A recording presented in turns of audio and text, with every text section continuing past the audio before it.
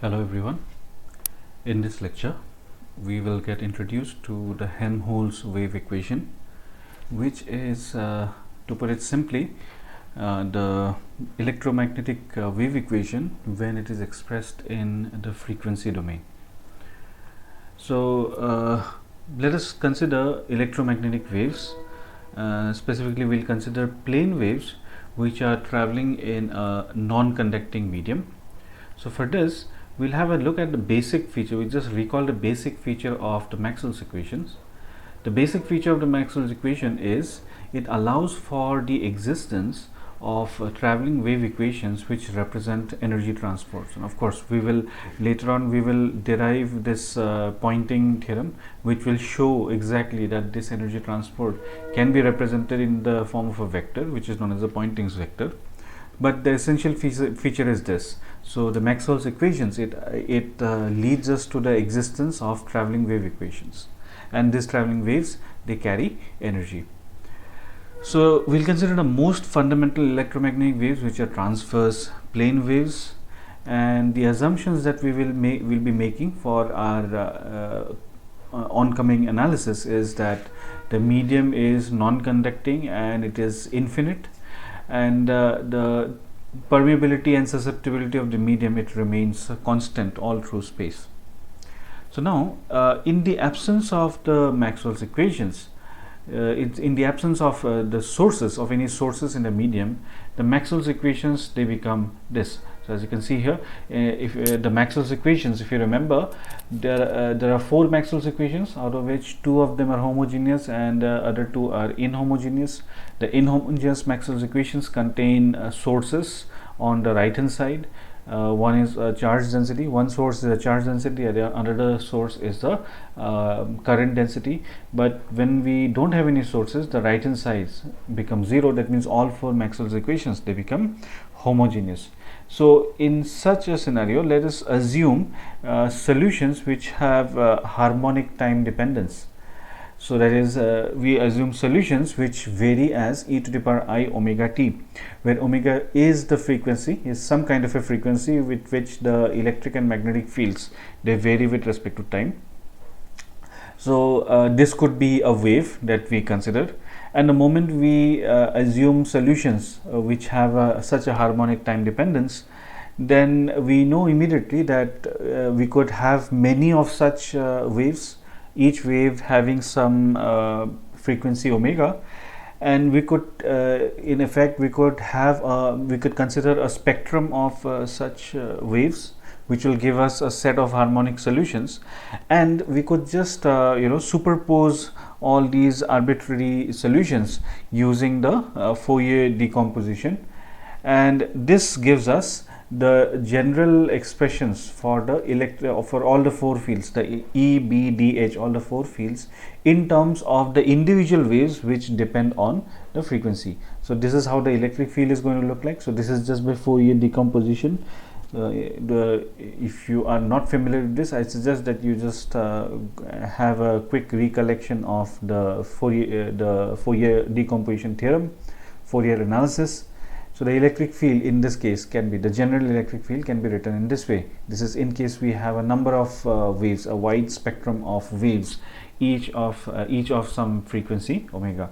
So this is the electric field. In a similar way, this will be the magnetic field B, then this is the electric displacement, and this is the magnetic intensity. So these are the four fields, okay, whenever we assume a harmonic time dependence. So now from equation number 1, which is basically the first Maxwell's equation, that is this equation number 1, divergence of B is 0, which results from the fact that there are no magnetic monopoles, and using this Fourier decomposition, using the Fourier superposition, the solution that we get, B of r comma t.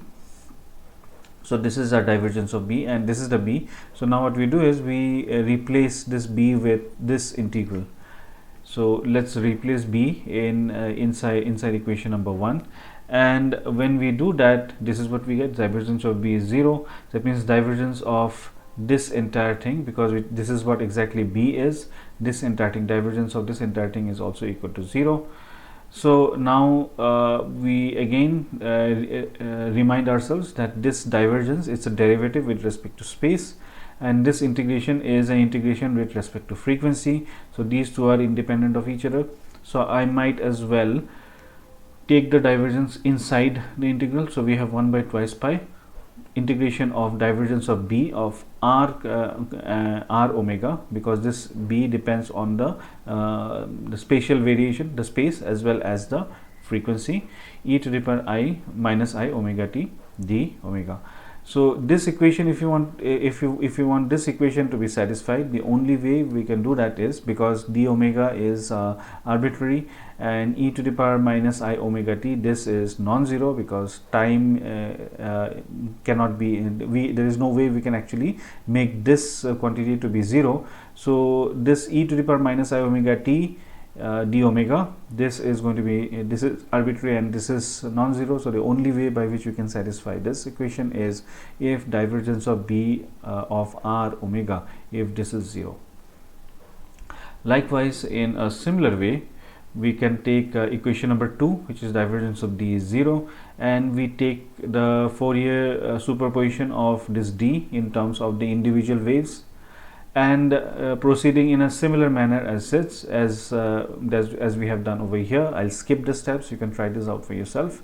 We finally obtain that divergence of D of r omega is 0. So this divergence of B is not the same as this divergence of B, because this B is the superposition of all the waves, all the B waves, but this is one of those B waves. Okay, so the divergence of that is also going to be 0. In a similar way, divergence of D is also equal to 0. Next, we'll have a look at equation number 3, which is curl of E plus dou B by dou T is equal to 0. Now E is equal to this is the Fourier superposition again, and B is equal to this. So we substitute this E and this B in equation number 3, and when we do that in equation number 3, this is what we get. So we have curl of E plus dou B by dou T is equal to 0. So now substitute curl of E is equal to this integral, we put this over here, and dou by dou T of B is equal to this. Once again, same logic, curl is a derivative with respect to space, and this is an integration with respect to omega. So we might as well carry this curl inside. Similarly, again we have dou by dou T. Okay, so we can take this inside. Now when we take this dou by dou T inside the integral, so what are we doing? We are taking a integration with respect to omega. So this dou by dou T, when it applies on B r omega e to the power minus I omega t, it is not going to do anything to B of r comma omega, because this is independent of time. This partial differentiation, it is only going to act on e to the power minus I omega t, and when this partial differentiation, when it acts on this, it will give us a minus I omega. So that's how we will get a minus I omega inside. So the integration of curl of E minus I omega of B into e to the power minus I omega t d omega, this must be equal to 0. So once again, this is arbitrary and this cannot be 0. So it means whatever is there inside this bracket, that quantity must be 0. So this gives us curl of E minus I omega B is equal to 0. So this is for each of these waves. This equation is going to hold good, and we obtained this equation from here. Okay, finally, using equation number 4, curl of H minus dou D by dou T, which is equal to 0. So this is the Ampere-Maxwell's law, and by the way, and this is the Faraday's law. So we get the Faraday's law in terms of the frequencies, in terms of the individual harmonic waves. So in a similar way, curl of H minus dou D by dou T is equal to 0. D is equal to this and H is equal to this. So substituting both of this and proceeding in a similar manner, this gives us curl of H plus I omega D. This I omega, it comes because you are doing a partial derivative with respect to time. You are differentiating this, we are differentiating this with respect to time. So when you differentiate this quantity, so you'll get a minus I omega. That minus and this minus will cancel out and we'll get a plus. So we'll get a plus I omega D. So this is what we get. Okay, So this gives us the 4 Maxwell's equation, because after all, if you see here, this equation, divergence of B of R omega is equal to 0. This we get from the first Maxwell's equation, which is the absence of magnetic monopoles. Divergence of D of R omega is equal to 0. This we get from the second Maxwell's equation, which is the Gauss law. Curl of E minus I omega B is equal to 0. This we get from the third Maxwell's equation, which is the Faraday's law. And finally, curl of H plus I omega D is equal to 0. This we get from the fourth Maxwell's equation, which is the Ampere-Maxwell's law. So this gives us finally 2 versions of the Maxwell's equations. In the time domain, that is B as a function of R and T, which is this B is a superposition of the harmonic waves. So in the time domain, these are the familiar Maxwell's equations that we already know of. In a frequency domain, these Maxwell's equations, they'll have their counterpart to be something like this. And as you can see here, the time derivative, the partial time derivatives, they vanish in the frequency domain. So now we will proceed to find out, we will proceed to obtain the wave equation in the frequency domain. So what we do is we'll have to make a couple of assumptions here. The assumptions are that we insist on that the medium is uniform, isotropic and linear. And uniform, isotropic, linear media means the D and the B, they are linearly related to E and H respectively. Okay, so and the proportionality constants are epsilon and mu, which are the permittivity of the medium and the permeability of the medium. So in general, this epsilon and mu, they may be complex functions of the frequency. In general, they will be complex functions of frequency, but here in this case we will just assume them to be real, that is lossless medium. By the way, this is what it means, because epsilon, mu, in general, like I said, they could be complex functions of omega. So what could that mean? It could mean if they're complex functions of omega, so whenever we have this imaginary part, if they're complex functions, then they will have a real part and an imaginary part. The imaginary part will represent the losses which occur when the wave it propagates through the medium. So now we will assume them to be real. That means we are considering only lossless medium. So then equation number 8, which is this equation, this particular equation, we just substitute. So we have H here. H will substitute with respect to B, and D will substitute with in place of D we will bring in E. So then equation number 8, it becomes this: curl of H is equal to B by mu. So curl of B by mu plus I omega D, D is equal to epsilon E. So I omega epsilon E, this must be equal to 0. So therefore curl of B, so I multiply this throughout with mu. So we have curl of B plus I omega mu epsilon E, this must be equal to 0. So now we collect this above along with equation number 7, that is equation number 7 is curl of E minus I omega B is equal to 0. This is equation number 7, and we will collect that equation number 7 with this particular equation. So when we collect, we will take these two together, that is equation number 7, which is this, along with this equation, curl of B plus I omega mu epsilon E. Okay, so together we will call them as equation number 9.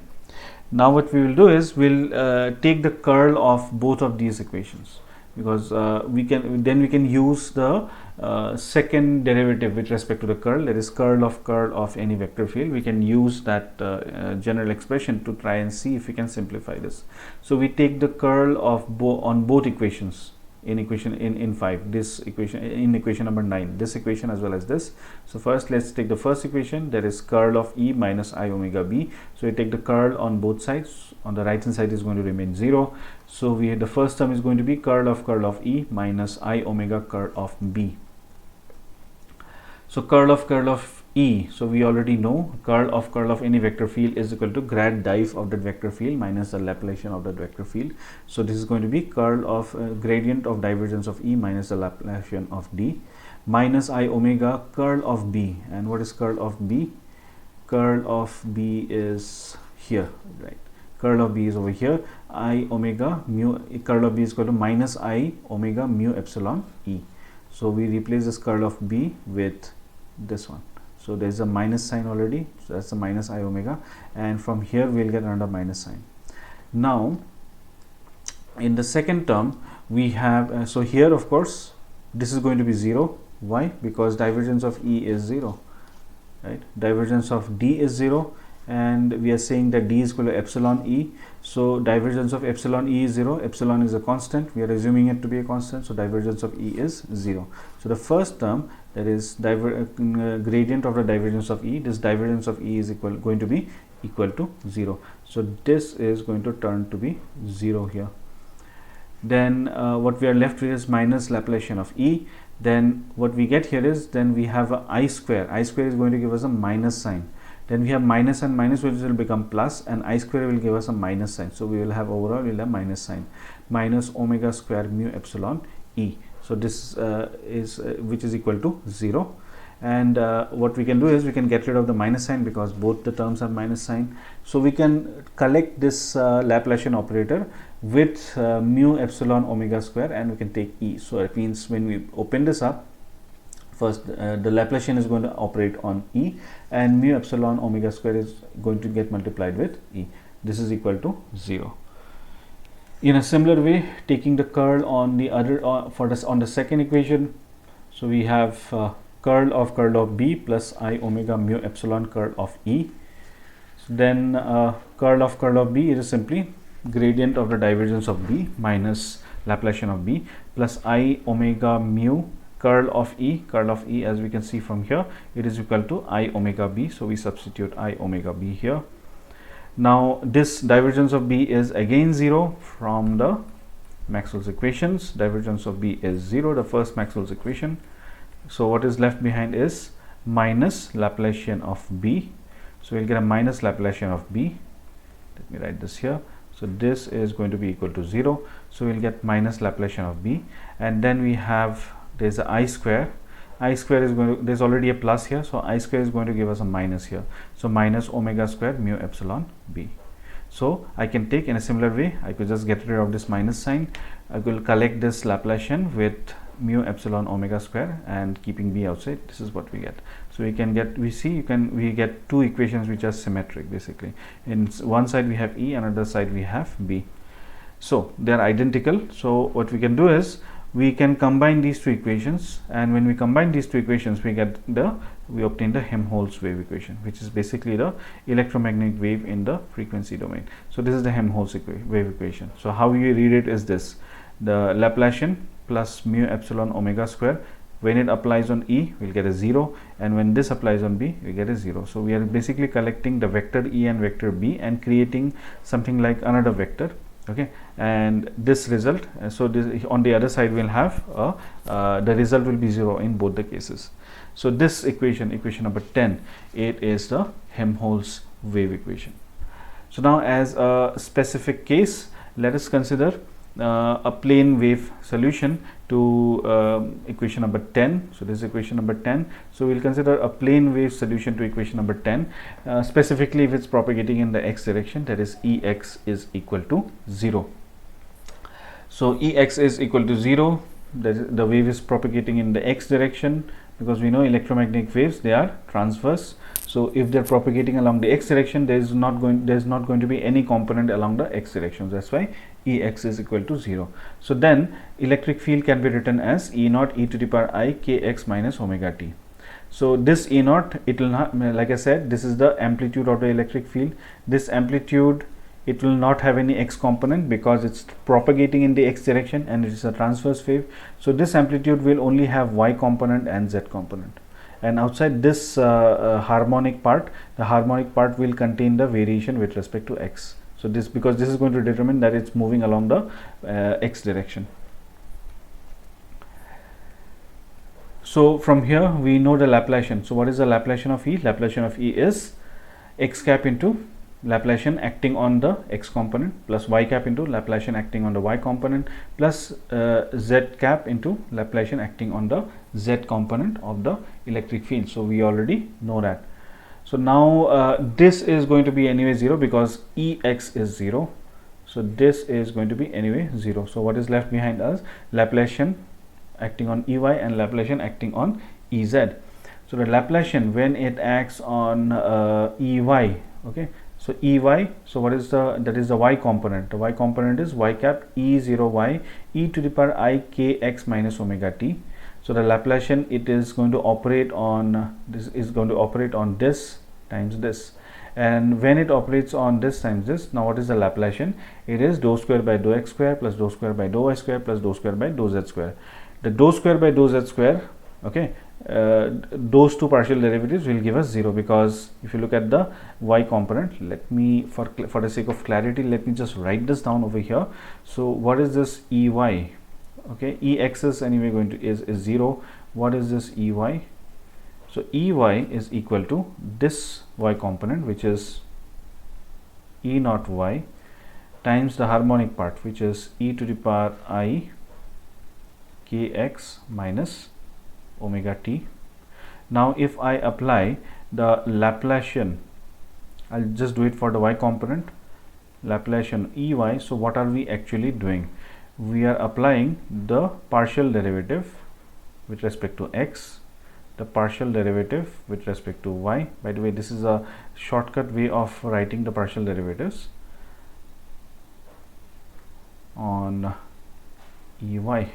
Okay, so just to clarify here, this, let's say dou x square, this is nothing but I use this to represent the second partial derivative with respect to x.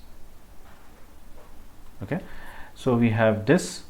So now dou x square Ey, and what is Ey? Ey is E naught y e to the power I kx minus omega t. Likewise, we will just expand it only once, that will serve the purpose, just for the sake of clarity. So we will have again E naught y e to the power I kx minus omega t. Likewise, partial derivative with respect to z, E naught y e to the power I kx minus omega t. Now immediately we can see, because this quantity inside the bracket, it does not have any y term, because this is anyway a constant, so it does not have any y term. So this partial derivative, this is going to give us 0. Similarly, this does not have any z term, so this is also going to give us 0. So the only non-zero contribution will be from the first term, and that is going to be your differentiating E0y. E naught y is a constant, so it will be unaffected. You are trying to differentiate e to the power I kx minus omega t. First time when you differentiate, you will get a ik. First time when we differentiate, so we will get a ik.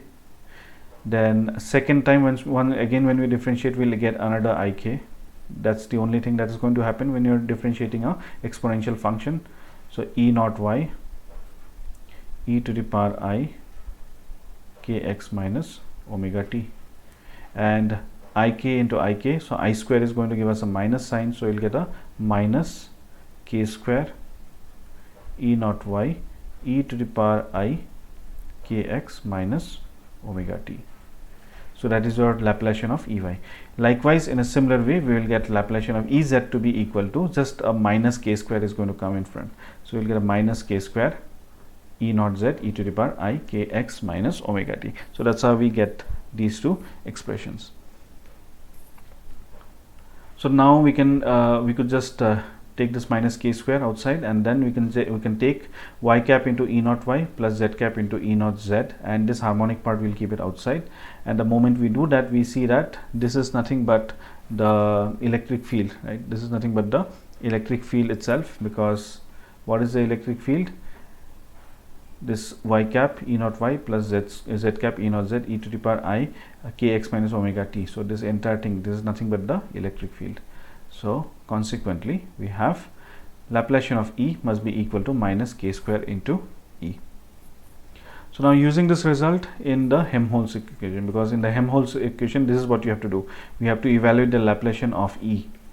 So we use this result in the Helmholtz equation, and using this we have Laplacian of mu epsilon omega square E.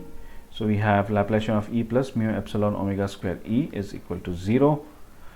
So Laplacian of E is going to give us a minus k square E plus mu epsilon omega square E, which is equal to 0 again.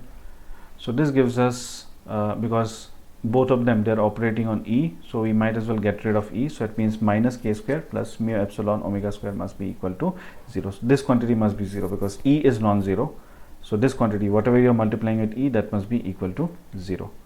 So if this is equal to 0, this gives us k, because you take it k on the other side. So we have k square is equal to mu epsilon omega square. So that means k is equal to under root mu epsilon omega. So this is the relationship between the wave number k and the frequency omega.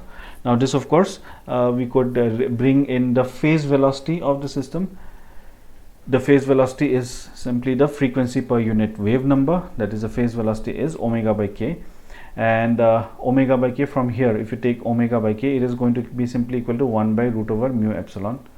And this is basically the wave, this is basically the speed with which the wave is propagating, and that we know is related to the speed of light in free space, provided you know what is n, and n is the refractive index of the medium.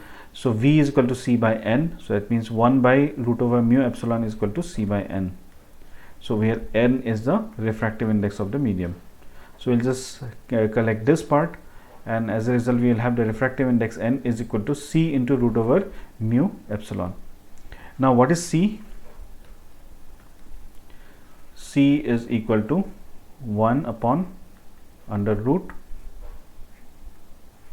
mu naught epsilon naught. C is related to these two universal constants in this way. So c, we write it as 1 upon under root mu naught epsilon naught. Now with a little bit of rearrangement, so we have under root mu by mu naught times under root epsilon by epsilon naught, and we immediately recognize this. Mu by mu naught is the relative permeability and epsilon by epsilon naught is the relative permittivity. So this gives us a refractive index to be equal to under root the product of mu r and epsilon r. Now for most dielectrics, now if you would remember your undergraduate courses, this epsilon r is also written as k, which is called the dielectric constant of a medium. This is also called as a dielectric constant. And for most dielectrics,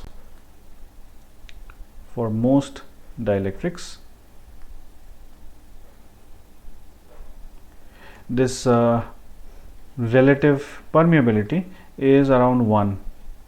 So therefore for most dielectrics, the refractive index is approximately equal to under root the dielectric constant of the medium. Of course there could be confusion because k we are using as a wave number, so let me use epsilon r only for the dielectric constant. So for most dielectric for most dielectric media, the refractive index is related to the dielectric constant in this way. So if the dielectric constant is given, all you need to do is just find the root of the dielectric constant.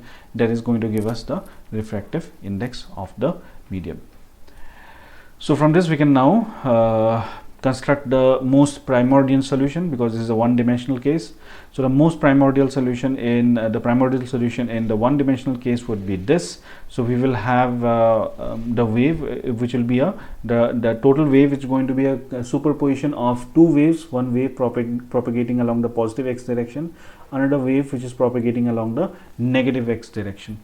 So using the fact that omega is related to k via the phase velocity, that is omega is equal to vk, this equation number 11 over here, I could just extract out the k from these two terms in the exponent, and as a result we will have a e to the power I k, taking k common, x minus vt, and here also the same thing.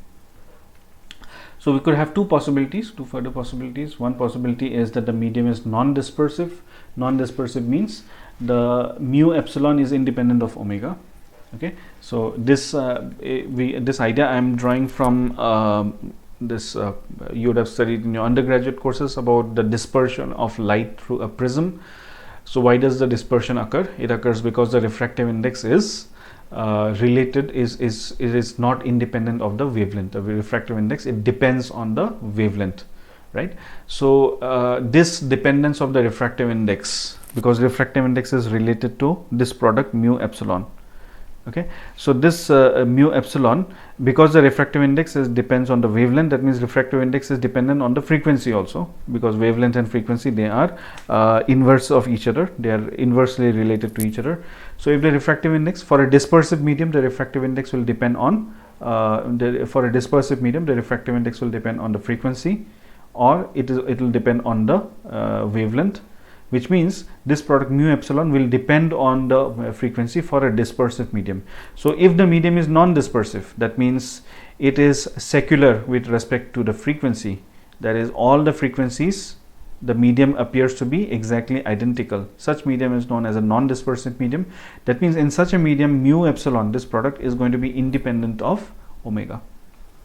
If that's the case, then we can use the Fourier superposition theorem to construct a general solution, and this general solution will be of this form. That is, we need not remain confined to harmonic solutions only.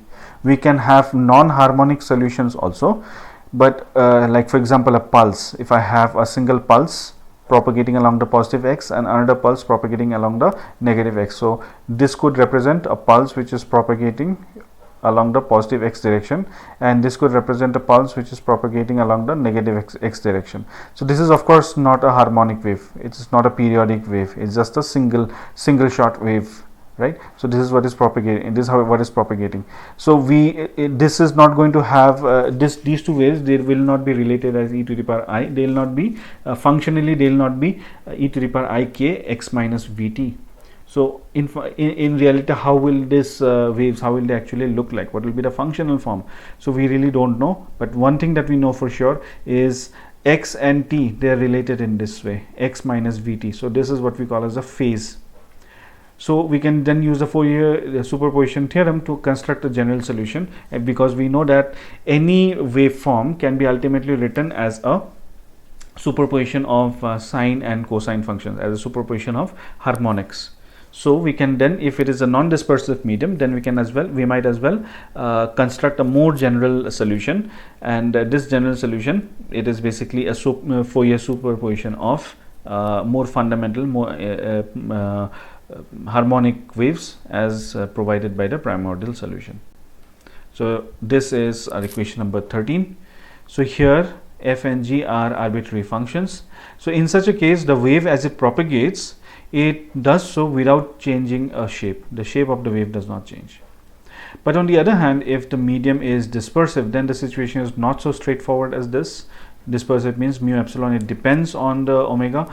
That means in this case, there is going to be some amount of losses which will take place, and as a result of this, even though the basic solution still holds good, it will still support a harmonic solution. But in this case, we cannot really obtain a you cannot use a Fourier decomposition to obtain a solution.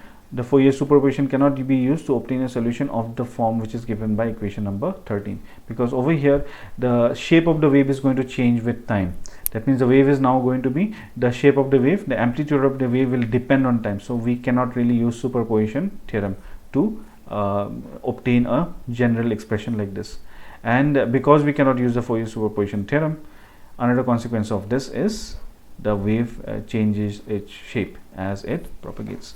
So with this, we come to a basic understanding of the Helmholtz wave equation. In the next case, in the next lecture, we will consider an electromagnetic plane wave, and this will enable us to arrive at a generalized set of orthogonal unit vectors, which can be used to define the polarization state of the wave. And further we can proceed from there, and we will be able to characterize the polarization of the wave by using these generalized orthogonal basis vectors. So with this, we come to the end of this lecture. Thank you.